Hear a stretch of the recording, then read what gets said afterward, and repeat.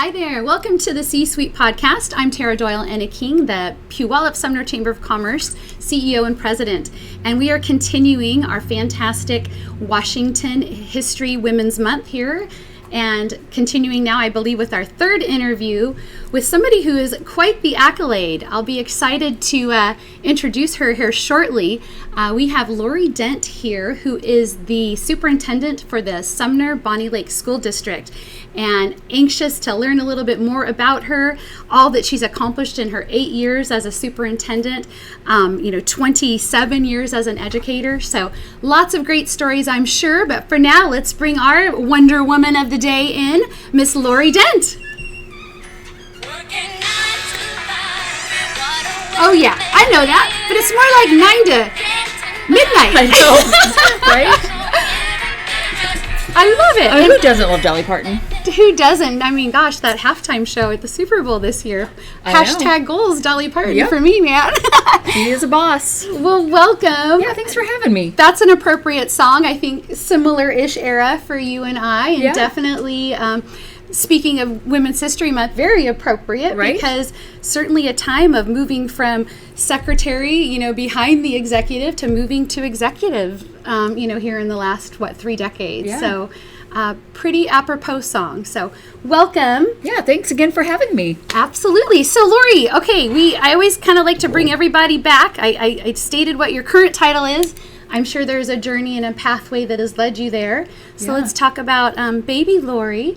Where did you grow up? What were the kinds of things you were thinking about in growing up? Who did you want to be? Yeah, so, gosh, what a great question. I'm not from the Northwest originally. I grew up in the South, Arkansas, Louisiana. Okay. I saw Hillary Clinton in the grocery store as a little kid. Seriously, right? Yes, probably. Fun fact, right? So I grew up in Arkansas, Louisiana, Texas, moved all around the South, and then moved here when I was 16. And went to, Rogers High School, graduated from there, and then went on from there to college and other things. But now I consider myself from the Northwest because I've been here so long. But I can concur. Yeah. I was born in Texas. Okay, so we've got that southern roots. And right. Awesome. Well, what were the kinds of things as a young girl you were aspiring to be when you grew up? Gosh, I didn't know exactly what I wanted to be, but I knew that I wanted to do something that had purpose and meaning.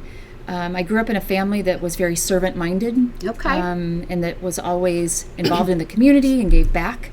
So I knew it would be something like that, but I wasn't exactly sure. I knew I'd be, maybe fighting for the plight of injustice or somewhere, but I wasn't sure. So. I'm fascinated at such a young age, and you're saying because of your parents. So tell us a little bit about your parents. Yeah, so my dad was a pastor. My mom worked a lot. She graduated from law school when she was 48. Yeah. So after she went to college and went back to law school when we were older, but she was just this incredible person who was not just resilient, but and she instilled these values in us that your life is bigger than yourself, and that you're really here for a greater purpose, and it's to help others, to give back. It was all of those lessons that she taught us growing up as kids that just stuck with me and really stuck with all of us. How fortunate. Yeah, so that was kind of the household. We were always doing something for somebody somewhere. Yeah, I could see how through osmosis that might stick, right. if you will. Yeah, exactly. So you said us, so we have siblings? I have 3 older brothers, so I'm the youngest of 4. Oh, and also the only female. Right. Girl, yes, okay. So I'm telling you, I started preparing for my job like the age of 3, right, when I could walk and defend myself. But you grew up with like a group full of boys, and you have no choice but to be tough. By nature, did that make you more of a tomboy, or? Oh, totally. I was like learning how to catch footballs, and we played a lot of wiffle ball. Yeah. When we were little kids, so it was all about sports and just being active, being outside in the yard.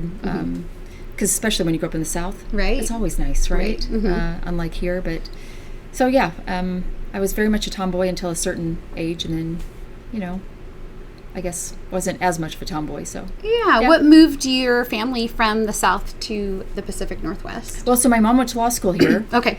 She went to Seattle University, graduated from there, and we just stuck around. Yeah. Yeah, and I don't know if that was the original plan, but it just happened, and here we are. And you said you were a high schooler at that time and went to Rogers High School. Nice. Were you involved in any activities in high school? Well, I was involved in just about anything I could be, because I loved being involved in school, right? Mm-hmm. School was kind of, I don't know, it was just a great place. So I was, a cheerleader. Mm-hmm. I don't know, I was in, I participated in any of those ASB activities, Right. Right now I'm a recovering elementary principal. Right. So you give me a good theme or something, right? And I'll run with it. Yeah. Oh, perfect role for you. I love it. Yeah. So you went to college then locally as well, Pacific Lutheran University? So I'm a Loot. Okay. Go Lutes. I'm a Loot also. You're a Loot? I am. I graduated from UW, but I have my master's in marriage and family therapy from Pacific Lutheran. Lutheran. Gosh. Yes. At the time, I didn't know what a lute was, so... I didn't know that. I'm not sure what I know what a lute is, but I love being a lute. I was waiting for the cool, football games and the whatever you're going to wear on the sweatshirt and who's our mascot. I didn't know what a lute was, but... I do love the colors, the black and gold. The black and gold looks very good. It's feisty. Yeah, I like it. Yeah. But what a great school. Yeah. What a wonderful school to go to. And, we just had someone on our podcast as well where I think there's a little bit of synergy or connection to Monica Ricarte Powers, the executive director yes. and Multi-Care Good Samaritan. What is your connection with her? Well, Monica is one of my very best friends. We were college roommates. How that happened, you talk about divine intervention, right? Putting the two of us together in the same dorm room. That was crazy, but and we've just been lifelong friends ever since. Oh, yeah. I love it. You're going to share any stories about being in college together? Nope, not at all. Fair enough. That's a whole other episode. That's right, exactly. I love it. Okay, so first role then in your big girl job was what? Or no, I want to hear about, did you have other roles prior to the big girl jobs? Oh, I've always worked. Okay. That was one of the things that my mother expected and taught was that work ethic. Mm-hmm. Old school. You went to school if you were sick, bleeding, almost dead, right? Sure. And we all started working, whether it was mowing yards or babysitting. But I've always worked my whole life. It's like what I do, right? So I've had a lot of odd jobs. I've cleaned trucks. Mm-hmm. There used to be this Liberty Theater here, the Dollar Theater. Yeah. That's where I think I earned my first paycheck job. Oh, wow. And you look at the paycheck and you're like, what? Yeah. So I've had a lot of odd jobs. My first real job, I was a teacher of students with special needs. Okay. 5th and 6th graders, so it was great starting out my career that way. But yeah, a lot of jobs. Oh, I love it. Yeah. I love it. And so in college, what other kinds of, activities were you doing? Yeah, so I've always been active, whether it's running, hiking, cycling. Okay. I just, it helps me mentally, physically, right? Just staying active, doing something outside. So always did stuff like that. So perfect place to live. When we're thinking about being modeled, kind of a servant leadership model, and certainly in your household, it sounds to me like you've grown into embracing that, embodying that type of leader as well. Mm-hmm. But let's talk about, we're not all born the same, and I'm sure other leaders that you were exposed to along the way in either these jobs or in college, either were somebody that you resonated with, were inspired by, or were very much like, hey, what are you doing, Jack? Right. And Jack being girl or boy. Doesn't matter. Doesn't matter. That just isn't, this is not leading me in the way I would want to be influenced. And so I always try to take up a few moments of these podcasts to talk a little bit about leadership styles and just what you were exposed to and what worked for you and what didn't work for you. Yeah. I've been exposed to some of the greatest leaders, right? They've given me these lessons that you can just take with you and carry with you. Mm-hmm. For me, leadership is all about relationships. My leadership style is very relational. It's very conversational, which is why this is Perfect venue, yes. Right? Because when you just sit down and you give people your time and you're present with them and you learn about them and you hear their experience, it just gives you such a different connection. Right. And then as a leader, you can really tap into that connection or that potential. Sure. And then start to use your own influence to create change.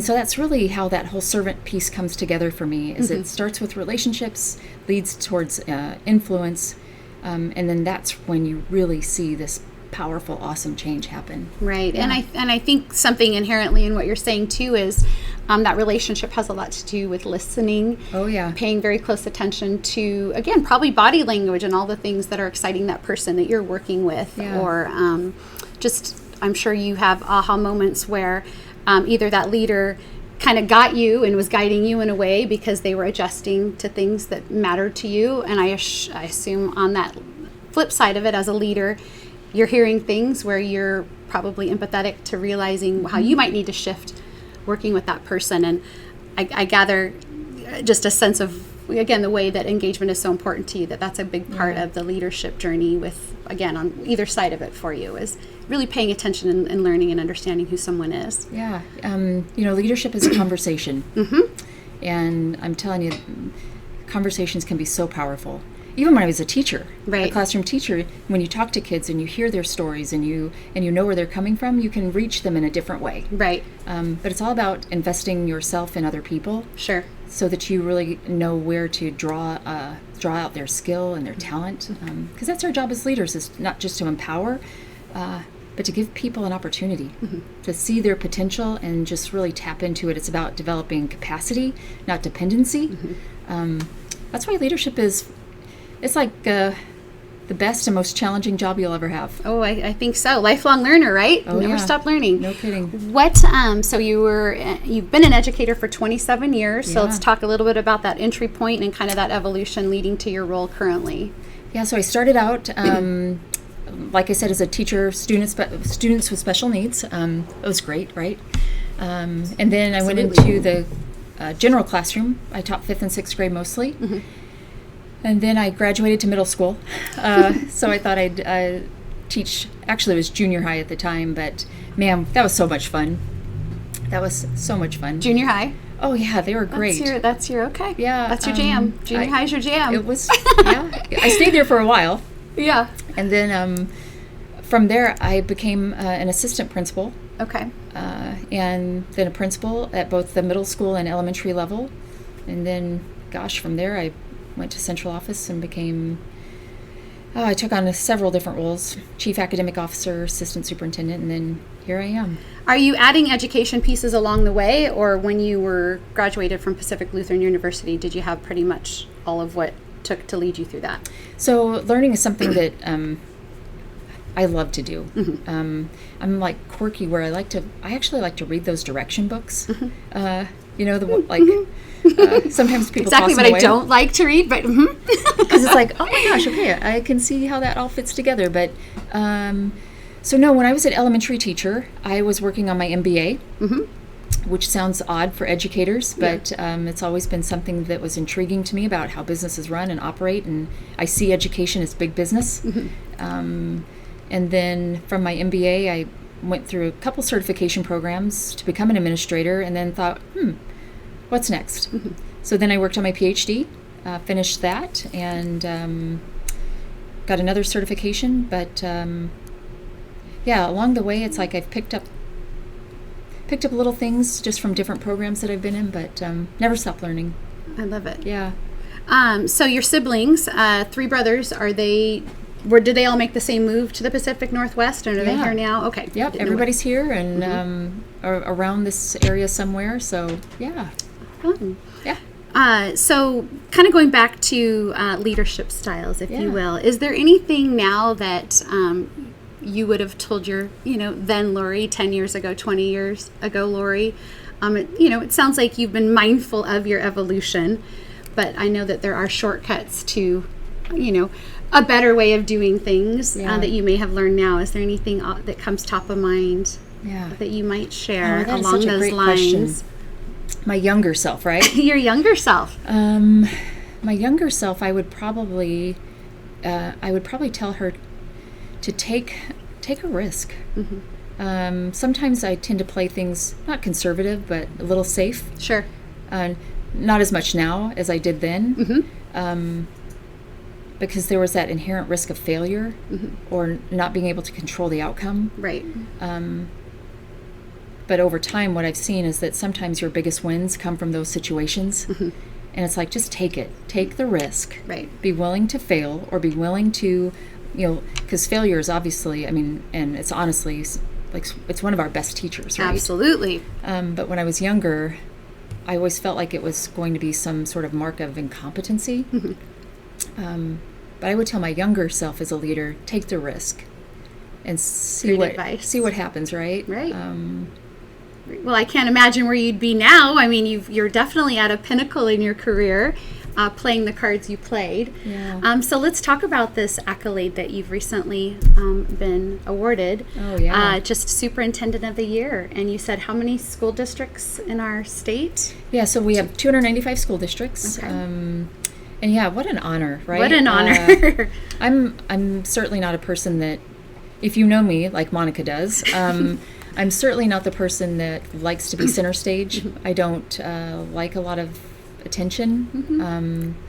So when I got this award, I mean, the first thing that came to my mind is what a way to acknowledge the incredible people I work with all the time, right? Sure. Because I'm telling you, I'm not really good with sports analogies, but I think I've got this one down where I feel like I'm a baseball coach in the dugout, just like watching my team hit home runs. They are like rounding the bases and like here they come, right? Yep. Just unbelievable people. And I thought, if I'm going to do anything with this award, I'm going to elevate the people and the team that I work with, because truly, I mean, they are my strength. They are brilliant people. And I feel blessed and honored to work with them every day. Oh, I concur. Yeah. My analogies go more to being a car girl. Oh, yeah. Operating on all cylinders. But Yeah. yes, Yep. I feel the same way. And I Yeah. think that is a true sign of a good leader, too, when you are able to take your reins off and you've put enough in motion. You're empowering enough of those around you that really everyone is, living their potential out, which, again, is elevating all. And, Yep. and, of course, you're in the role that's going to get the accolades for it. But boy, that sure also, what does that do to the students at that school, our community? I had a sense of pride knowing that, you're in our community and had deserved this accolade. So it truly is an honor, and I know you see it that way. Yeah. What do you know much? I'd love to hear about how you found out about it, and then also, I guess, just some of the measurables they are looking at when they So it's funny. When I found out about it, I was in my car. I had just come back from Bonney Lake High School, and I had on this Pink Panther sweatshirt. I just remember it like so vividly because I was there. It was like homecoming week, I think, and it was Pink Day and I was sitting in my car, and I got a phone call, and I thought, oh, this is interesting, right? And usually if I don't know the phone number, I don't answer it. Right. But it came up, and it was Joel Ani, who was the executive director of WASA, the Washington Association that gives the award. And he started talking to me about it, and I said, do you have the right person? Are you sure? Because I just do the work. Yeah. Right? I roll up my sleeves and I dig in. So I don't seek this attention or this type of award. But and he was like, oh, yeah, Laurie, I've got the right person. And I'm like, okay, well, and then he went down the list of, some of the reasons why they gave me the award. And, it's about academic achievement. It's about creating inclusive environments. It's about everything that we do because it's the right thing to do. Sure. Not because we want to win an award for it. Right. So I was actually in quite a bit of disbelief. I couldn't believe it. Yeah. And so, but I did have on the Pink Panther sweatshirt, I love it. Right? Perfect. Right. Yes. Perfect. Yeah. I wish it was recorded. I know. Crazy. So, when I came aboard here 5.5 years ago, you were, gathering a lot of community stakeholders to take on a very ambitious remodeling of a much needed, school there at Sumner High School. Again, I think there's a lot that went into that, a lot that you had to learn, and costs and all that fluctuated during that time for you. Right. I'm sure had to put you on some radar as well. I would hope, because it's there are people that are hired to do just that, and you really had to lead the effort, obviously with key professionals and stakeholders weighing in along the way, but it is nothing slight of just a magnificent feat that you have accomplished what you have, and the direction the school is headed, and with its growth, and visually, the statement beautiful. It makes, how it's able to accommodate in a different way. Talk a little bit about, I guess, just that journey through that process, because you just hit it like right on the head. When we have an issue or problem in our school district, we invite the community in to help us solve it, because really our schools are their schools. Sure. And we believe that 100%. So when we had to really rethink that building that we just built that is absolutely gorgeous, I found the best minds in the community that were architects, engineers, construction workers, like people that knew how to build buildings, right, that really loved to talk about pilings, right? Like, woohoo! That is so exciting. And they came together, about almost 30 of them, and I'm telling you, within about a couple months, they had that building like drawn out. Here's what we think should happen. Then our project managers take it and then run with it with the architects. And when you can tap into the talent and potential of your community, right, who are also parents, community members that have a true investment in the project, I'm a huge believer, especially after looking at what they accomplished. Right. You get the right minds at the table, and you never know what's going to happen. So. Well, and the funding component, I mean, again, it's a lot of things that had to come together. What phase are you at? Are we, what's in the future? Are we? Yeah, so we just finished what we call phase 1. Okay. And then there is phase 2 that builds out an entire master plan of Sumner High School. Beautiful campus. We need to pass a bond in order to pay for that. And, school construction is... It is like crazy expensive. So to finish out that whole master plan would be about $412 million. And that's a big investment for our community. So we're going to approach that carefully and strategically with our school board. But what would be in the future, hopefully sooner than later, is a bond, not just to build Sumner High School, but you talk about growth and like student enrollment. A lot of schools experience some enrollment decrease after the pandemic. Well, ours is almost the opposite. Right. Sumner-Bonney Lake is growing like crazy. And we have schools that are busting at the seams, and we need space. I feel like I've also heard some statistics, positive statistics around your graduation rates. Yeah. And then I love what you do, that tradition. Yeah, talk about that, and then also the tradition of parading through the schools with your graduates. I don't know exactly what you call that. We call it the victory tour. I love it. Because it's a victory to graduate. Is a victory. Yes. We are the home of 100% graduation, right? It's what we believe in to our core, that every student, that's where potential really begins. When you get that high school, think of all the degrees you have. Right. Right? Starts with the high school diploma. Yes, if you don't have it, it's the only degree that I have in my office. Oh, I know. I mean, so if you ever come to my office, it's the only degree you'll see, because it's my reminder that piece of paper is so important. Sure. Whether you go to college, right? Yeah. Yes. And it is the key to it all. So our graduation rate is up to 92%, almost 93%. Good. So we're getting there. We're about. I think we missed that target by about 33 students, and we know who you are, right? Like, yes, we're helping you, whatever we can do. And we are not giving up on you, so we have created different programs and systems to help reach those students. Right. Because I'm telling you, we can not just only change the life of a student by having them earn. That opportunity. We don't ever give anything, right?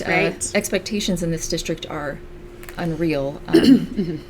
I mean, but we also can, for some students, it changes the trajectory of their family. Sure. Some of them are first-time graduates. Right.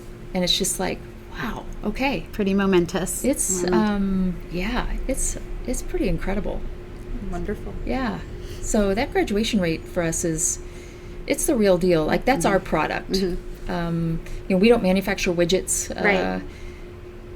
We manufacture incredible citizens. Right. That come back and lead this community. Right. And it's definitely your measurable, Yeah. which is something very measurable. And like you said, just the fact that you're tracking the 33, you know that number.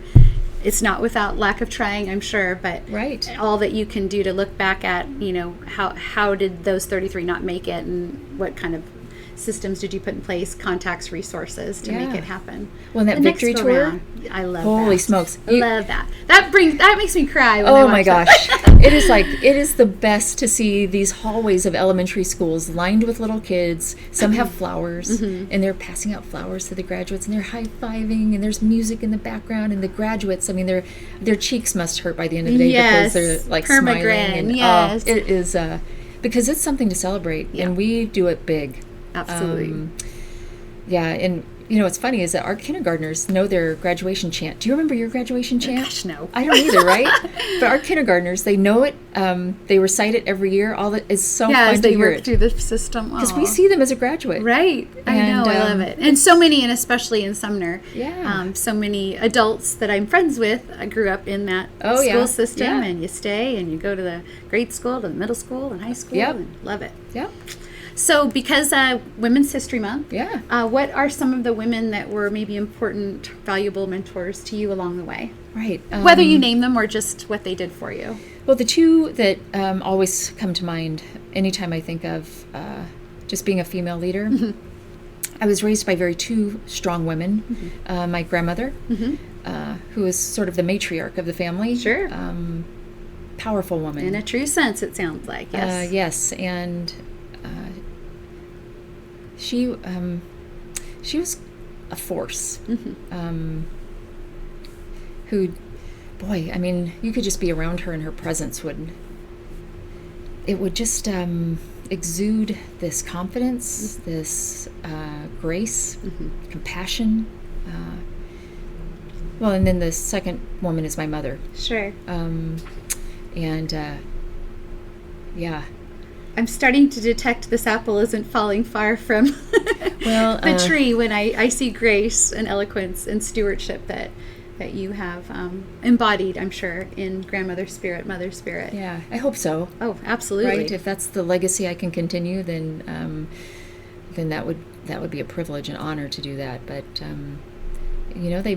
they both just taught these valuable lessons that have everything to do with your character and nothing to do with things. Right? Sure. It's all about who you are and what you give back to people. Not necessarily how much you earn, what you like, sure. how you yeah. And I don't know the best way to say that, but it was all about just your heart and who you were as a person. How lucky to have that modeled for you and instilled Yeah. repetitively. Right. Again, it's spilling out in wonderful ways that are far-reaching in our community. So, well, that's what we hope for, right? absolutely. Yeah. Well, how about some fun questions here? What sure. do you do for fun?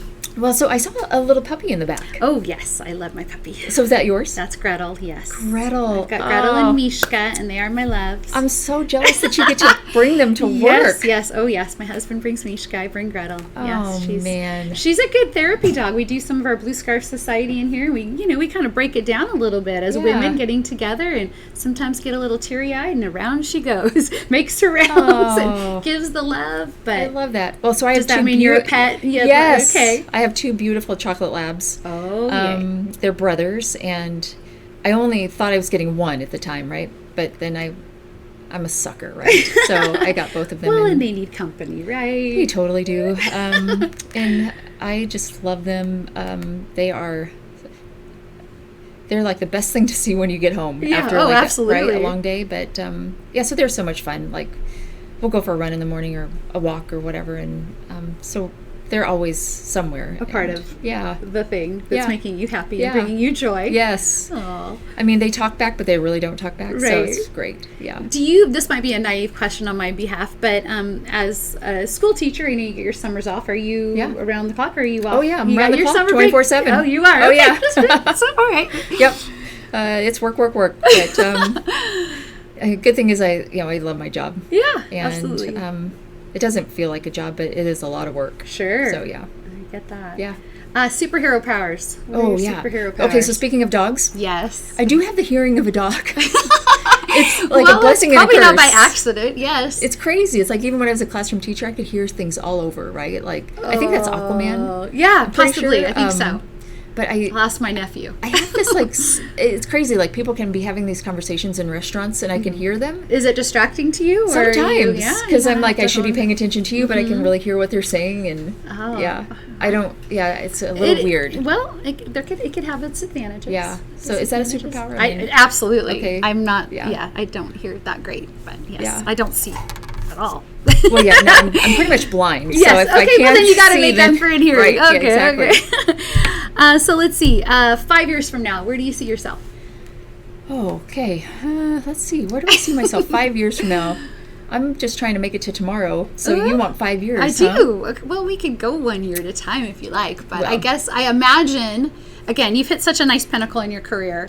I don't know. Again, other previous superintendents where they may have landed, if that's a common trajectory, if there's some pathway that you're thinking might be you, or just throwing it out there. Well, what the are you average thinking about? superintendent only lasts like 3 to 5 years. Okay, and then what do they do? Well, they get another job. Okay. Because they generally don't make it where they're at, or they need. So you're 8 years. You're 5 years ahead of the curve. Yeah, I'm doing okay there. You know what? I'm gonna in 5 years. I'm gonna be doing something similar to what I'm gonna be doing now, if I'm not doing the same job, because we haven't reached 100% yet. Yep.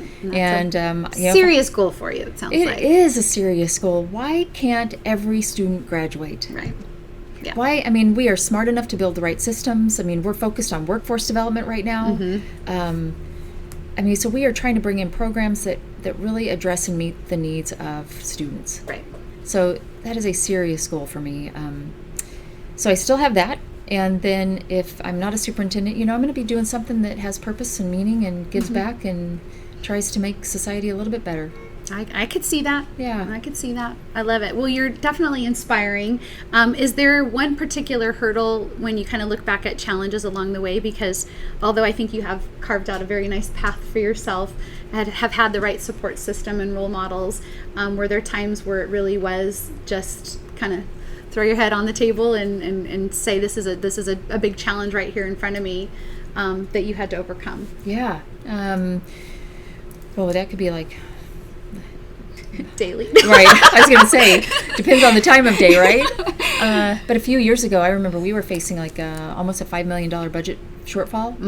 And that was new for me. Sure. I wasn't quite sure how to approach that. So I had to take some time and really think about what is it that A, happened to get us here so it doesn't happen again. Right. And then B, now what do we do?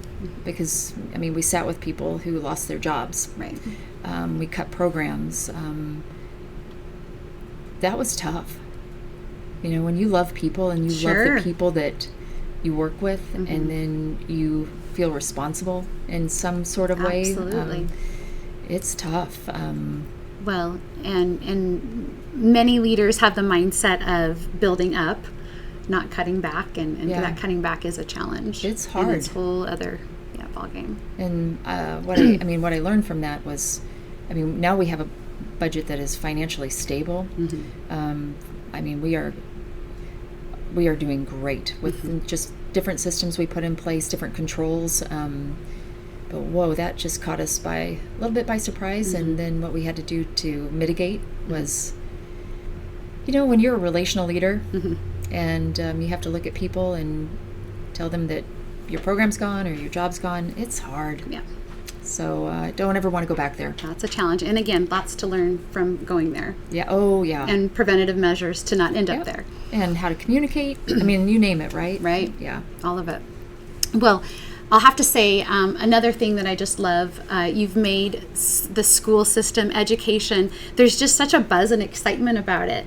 I know it's a given in a lot of districts, and I maybe some communities take that for granted or not, but you've really created, you and your team have created this energy and excitement and this pride. And you see it through those that graduated before you, currently after. You see it when you're at Rhubarb Days and you have someone like Marilee or any of my gosh, your folks. she's great.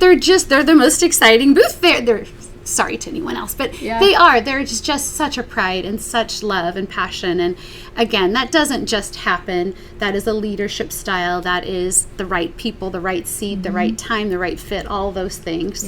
So kudos to you. I certainly didn't have anything to do with your award, but I concur. It feels right. It is right. And it has been a pleasure getting to know you more on this. Well, thank you. I'm happy we get to share more of your story out with our community. So thank you for joining us today. Thanks so much for having me. I love to talk about my school district, right? It's like my favorite thing to talk about. Yep. It's your baby. You and your puppies. Yeah. All right. Well, great. Well, hey, Laurie, thank you so much for being here, everyone. Thanks for tuning in. We've got a few more fantastic women that we're going to be circling around to on our C-Suite podcast for the special History Month of March. So thanks again. Until next time. Thanks, Laurie. See you later. Bye-bye.